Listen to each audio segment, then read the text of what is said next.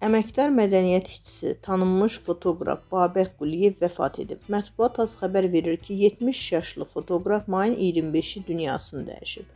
Babək Baratoğlu Quliyev 20 avqust 1955-ci ildə Bakı şəhərində anadan olub. Uzun illər Mədəniyyət Nazirliyi sistemində fotoqraf, videooperator, Nazirliyin Elmi Metodik Mərkəzinin nəzdində video-foto studiyasının rəhbəri vəzifəsində işləyib. Azərbaycan Film Kino Studiyasında fəaliyyət göstərib. 90-cı illərdə Müdafiə Nazirliyində fotoreportyor, hərbi operator kimi çalışıb. Cəbhə bölgələrində çoxsaylı çəkilişlər edib.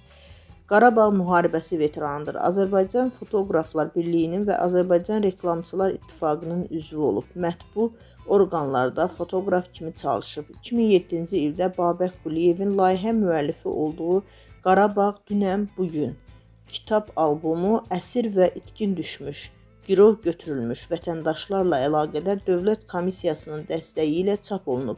Kitabda Qarabağın işğaldan əvvəlki 1990-cı illərədək zəngin tarixi mədəni irsini, memarlıq abidələrini, qaynar mədəni həyatını əks etdirən fotolarla yanaşı, bu mədəni zənginliyin işğaldan sonra erməni vandalizminə məruz qalmış, dağıdılıb talan edilmiş görüntüləri yer alıb. Prezident İlham Əliyevin 31 iyul 2019-cu ildə imzaladığı Azərbaycanın kino xadimlərinə fəxri adlarının verilməsi haqqında sərəncamı ilə Quliyev Babək Baratoğlu əməkdar mədəniyyət işçisi fəxri adına layiq görülüb.